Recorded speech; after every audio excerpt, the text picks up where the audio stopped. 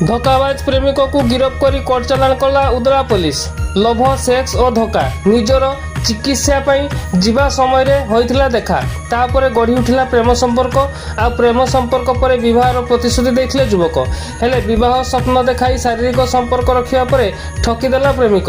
एबे प्रेमिक को गिरफ्त करिछि उदला पुलिस। गिरफ्त युवक हेले बालेश्वर जिला नीलगिरी गड़ीशोल अंचलर धरणीधर सिंह। धरणीधर एवं उदला थाना अंचलर देवी दुर्गा सिंह सहित एक डाक्तरी चिकित्सा समय बारीपदा ठारे भेटघाट होइतिला। 2 वर्ष पूर्व देखा हेबा परे प्रेम संपर्क गढ़ी उठिला एवं युवती को बह करने को प्रतिश्रुति देथिले धरणीधर। प्रतिश्रुति दे बारंबार शारीरिक संपर्क रखिया परे शेष में बह करने को मना करी संपर्क दूरे जाओ कही ठकी देथिले धरणीधर जहाँ पर थानार द्वारस्थ होइछंती पीड़िता। तेबे पुलिस अभियोग को आधार करी अभियुक्त प्रेमिक को गिरफ्त करी कोर्ट चालाण करछि। एने आज दिन प्राय 12 घटिका समय बाबद सूचना मिलछि। गत 19/8/2026 तारिख दिन आमर बड़शोल ग्रामर जड़े 28 वर्ष वयस्का झील देवी दुर्गा सिंह से रिपोर्ट कले जे सजनागढ़ जड़े युवक विवाह प्रलोभन देखी सहित से शारीरिक संपर्क रखी किंतु से परे विवाह होगापी मना कले और गाड़गोलज कले। ए संक्रांत में आमर उदला थाना केस नंबर 309/2026 आम पंजीकृत करूँ एवं मुदाला आमर गिरफ होती आवश्यक सब प्रमाणपत्र आम पाइबा परे आज गिरफ करिकी कोर्ट चालाण करा जाउछे। 2022 मसीह संपर्क थिला एवं विभिन्न समय से विवाह प्रलोभन देखी से सहित शारीरिक संपर्क रखी आसुले। घर सहित संपर्क थिबार वर्तमान सुधा कौन आमर तदंतर आसी नहीं किंतु से माने अलग अलग गाँव से सजनागढ़ मुदाला तेणु से गोटे जाइए गोटे तार स्किन प्रोब्लेम थिला झीवर सेठारे से चिकित्सा होगापी जीवा समय से देखाई से संपर्क गढ़ी उठिला और प्रेम संपर्क आड़ से शारीरिक भाव में से शोषण कर चलते। बारीपदा स्वतंत्र पोस्को अदालत कराई नाबालिका दुष्कर्म मामला 70 वर्षीय वृद्ध को 20 वर्ष सश्रम कारादंड। एक नाबालिका दुष्कर्म मामलार विचार करी बारीपदा स्थित स्वतंत्र पोस्को अदालतर विचारपति चिन्मय मिश्र अभियुक्त वृद्ध को 20 वर्ष सश्रम कारादंड दंडित करछंती। एहा सह अदालत 40,000 टंकार जरिमाना आदेश देछंती। जरिमाना अनादाय हेले अभियुक्त को अतिरिक्त 3 मास जेल दंड भोगिया को पड़िबो। स्वतंत्र पब्लिक प्रोसिक्यूटर अश्विनी कुमार महांतो सूचना अनुसार अदालत रे पीड़िता बयान समेत 22 जन साक्षी जबानबंदी एवं गुरुत्वपूर्ण डीएनए टेस्ट रिपोर्ट भित्तिरे अभियुक्त विरोध में अभियोग प्रमाणित होता। पोस्को एक्टर धारा 6 और आईपीसी धारा 376 अधीन अभियुक्त को 20 वर्ष सश्रम कारादंड और 40,000 टंका जरिमाना अनादायी अधिक 3 मास जेल दंड भोगवाक मान्यवर कोर्ट निर्देश देते। अभियोग अनुसार बादामपाहाड़ थाना अंतर्गत सान हाथनाबेड़ा ग्रामर 70 वर्षीय जगन्नाथ महांतो गत 11 डिसेम्बर 2021 धानीपाट फुटबॉल पड़िया निकट में गाई चराउथवा जड़े नाबालिका को एकुटिया पाई पार्टी बंद कर दुष्कर्म करथिले। ए विषय में काहाकू जणाइले हत्या करने को धमक दे परवर्ती समय बारंबार दुष्कर्म करथिले। भୟରେ नाबालिका नीरव रहिथिबा बेले शारीरिक परिवर्तन देखि घटना पदाक आसथिला।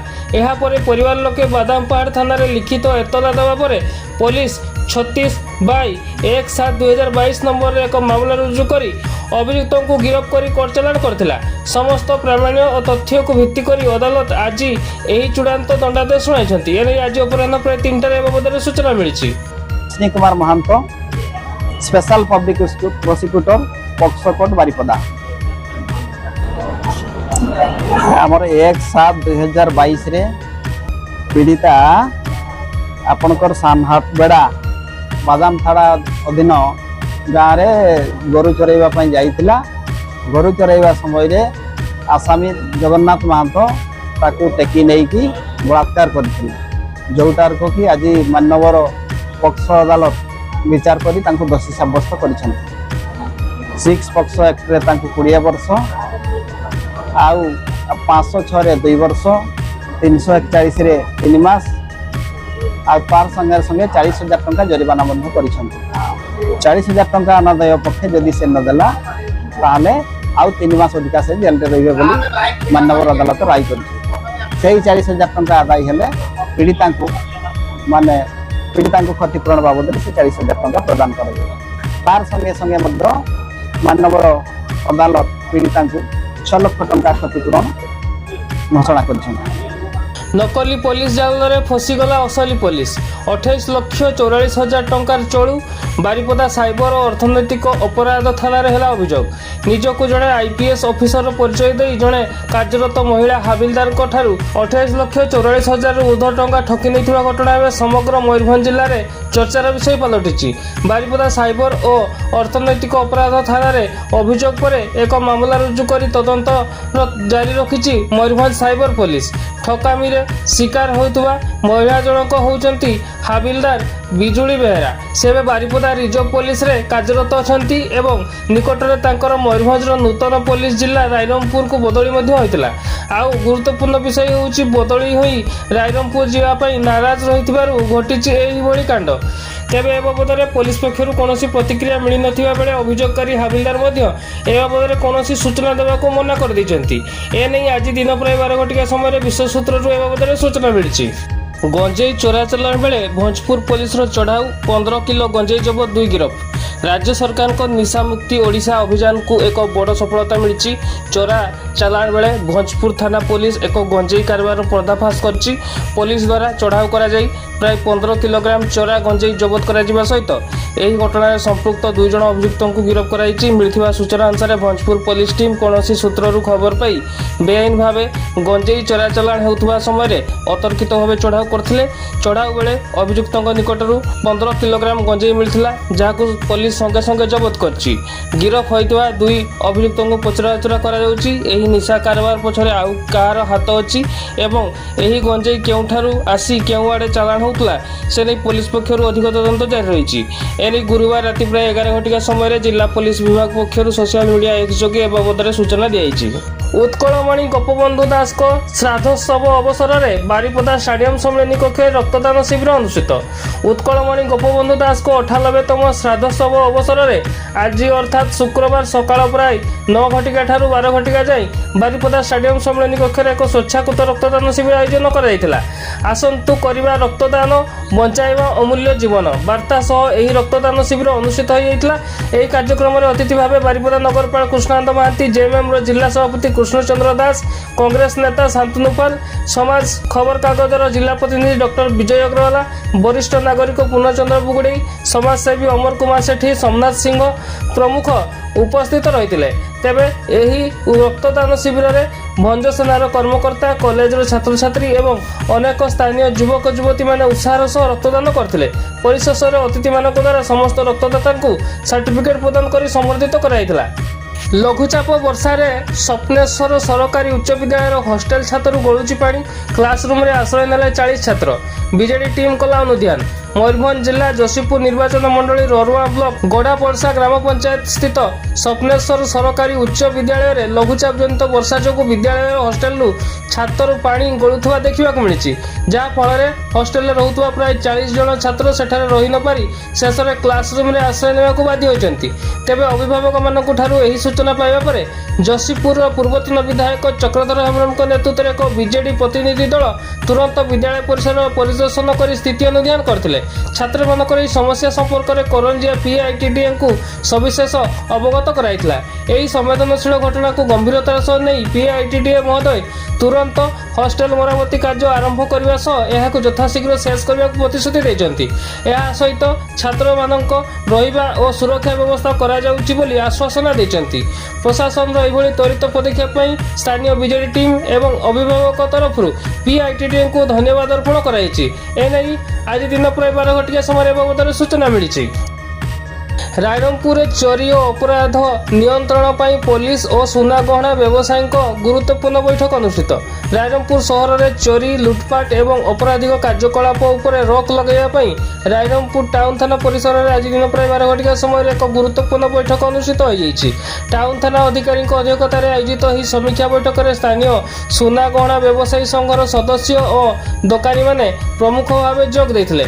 ବୈଠକରେ ସହରର ସୁରକ୍ଷା ବ୍ୟବସ୍ଥାକୁ ଅଧିକ ସୁଦୃଢ଼ କରିବା ସହ ଅପରାଧୀଙ୍କ ଗତିବିଧି ଉପରେ ନଜର ରଖିବା ପାଇଁ ବିଭିନ୍ନ ଗୁରୁତ୍ୱପୂର୍ଣ୍ଣ ପ୍ରସଙ୍ଗରେ ଆଲୋଚନା କରାଯାଇଥିଲା। ମୟୂରଭଞ୍ଜ ଜିଲ୍ଲାରେ ନୂତନ ଭାବେ ଗଠିତ ବାଙ୍ଗିରିପୋଷି NSC ବିଷୟରେ ବାରିପଦାଠାରେ ପୂର୍ବତନ ମନ୍ତ୍ରୀ କଲେ ଦଳୀୟ ବୈଠକ। ମୟୂରଭଞ୍ଜ ଜିଲ୍ଲାର ନୂତନ ଭାବେ ଗଠିତ ବାଙ୍ଗିରିପୋଷି ଏନ୍ଏସି ବିଷୟରେ ବିଜୁ ଜନତା ଦଳର ଦଳୀୟ କର୍ମୀମାନଙ୍କ ସହିତ ପୂର୍ବତନ ମନ୍ତ୍ରୀ ତଥା ବିଜେଡିର ଜିଲ୍ଲା ସଭାପତି ସୁଧା ମାରିଣ୍ଡିଙ୍କ ଅଧ୍ୟକ୍ଷତାରେ ବାରିପଦାଠାରେ ଶୁକ୍ରବାର ସକାଳ ପ୍ରାୟ 9 ଘଟିକା ସମୟରେ ଏକ ଦଳୀୟ ବୈଠକ ଅନୁଷ୍ଠିତ ହୋଇଯାଇଥିଲା। ଏହି ବୈଠକରେ ବିଜୁ ଜନତା ଦଳରେ ନୂତନ ଭାବେ ଯୋଗ ଦେଇଥିବା ପୂର୍ବତନ ଶିକ୍ଷକ ଲୋକନାଥ ମହାନ୍ତ ଏବଂ ନିରାକାର ଗିରି ଏବଂ ତାଙ୍କ ଅନେକ ସମର୍ଥକମାନଙ୍କୁ ସ୍ୱାଗତ ଏବଂ ସମ୍ବର୍ଦ୍ଧନା ଜ୍ଞାପନ କାର୍ଯ୍ୟକ୍ରମ ମଧ୍ୟ ଅନୁଷ୍ଠିତ ହୋଇଥିବା ନେଇ ସୂଚନା ମିଳିଛି। ମୟୂରଭଞ୍ଜ ଜିଲ୍ଲାରେ ବନ୍ୟା ସ୍ଥିତି ସ୍ୱାଭାବିକ, ପ୍ରଶାସନ ପକ୍ଷରୁ ରିଲିଫ ଓ ପୁନରୁଦ୍ଧାର କାର୍ଯ୍ୟ ଜୋରଦାର।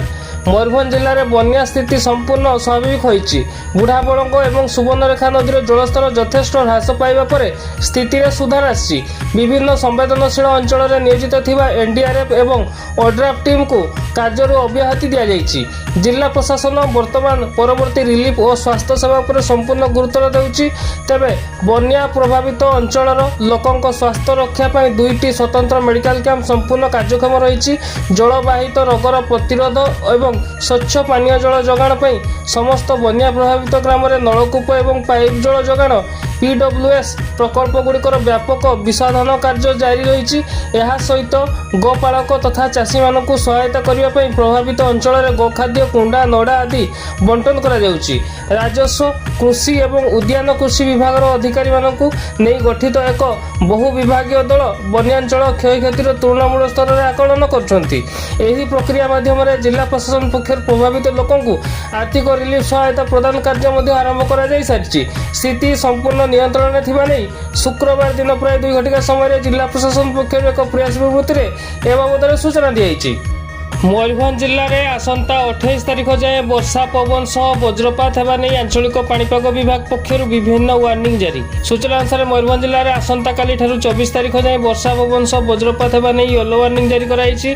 7 ରୁ 11 ସେଣ୍ଟିମିଟର ମଧ୍ୟରେ ବର୍ଷା ହେବା ସହ 30 ରୁ 40 କିଲୋମିଟର ପ୍ରତି ଘଣ୍ଟା ପବନ ହେବା ନେଇ ପୂର୍ବାନୁମାନ କରାଯାଇଛି। ସେହିପରି ଆସନ୍ତା 25 ରୁ 28 ତାରିଖ ଯାଏଁ ବର୍ଷା ପବନ ଓ ବଜ୍ରପାତ ହେବା ନେଇ ଅରେଞ୍ଜ ୱାର୍ଣ୍ଣିଂ ଜାରି କରାଯାଇଛି। 12 ରୁ 20 ସେଣ୍ଟିମିଟର ମଧ୍ୟରେ ବର୍ଷା ହେବା ସହ 30 ରୁ 40 କିଲୋମିଟର ପ୍ରତି ଘଣ୍ଟା ପବନ ହେବା ନେଇ ପୂର୍ବାନୁମାନ କରାଯାଇଛି। ତେବେ ଏନେଇ ଶୁକ୍ରବାର ଦିନ ପ୍ରାୟ ଗୋଟାଏ ସମୟରେ ଆଞ୍ଚଳିକ ପାଣିପାଗ ବିଭାଗ ଭୁବନେଶ୍ୱର ପକ୍ଷରୁ ପୂର୍ବାନୁମାନ କରି ଏହି ୱାର୍ଣ୍ଣିଂ ଜାରି କରାଯାଇଛି। ତେବେ ସମସ୍ତ ଲୋକଙ୍କୁ ସୁରକ୍ଷିତ ରହିବା ପାଇଁ ନିର୍ଦ୍ଦେଶ ରହିଥିବା ସହ ବର୍ଷା ପବନ ବଜ୍ରପାତରୁ ରକ୍ଷା ପାଇବା ପାଇଁ ନିରାପଦ ସ୍ଥାନକୁ ଯିବାକୁ ପରାମର୍ଶ ଦିଆଯାଇଛି।